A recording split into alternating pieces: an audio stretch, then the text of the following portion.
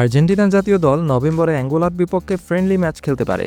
এছাড়াও চীন এবং কাতারও ম্যাচ খেলতে পারে আর্জেন্টিনা।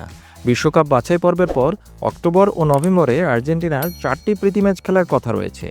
ডিয়ারিও ওলের খবরে জানা গেছে, নভেম্বরে অ্যাঙ্গোলার বিপক্ষে আর্জেন্টিনা জাতীয় দল একটি প্রীতি ম্যাচ খেলার সম্ভাবনা রয়েছে।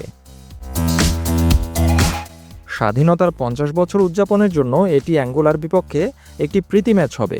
এছাড়াও আর্জেন্টিনা জাতীয় দল অক্টোবরে চীনে 2টি প্রীতি ম্যাচ খেলতে পারে। কাতারে আরেকটি প্রীতি ম্যাচ অনুষ্ঠিত হবার সম্ভাবনাও আছে।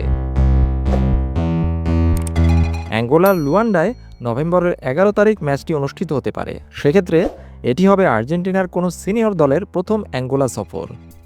আফ্রিকান ফ্যানদের জন্য সামনে থেকে লিওনেল মেসি এবং অ্যানহেল ডি মারিয়াদের দেখা হবে এক অসাধারণ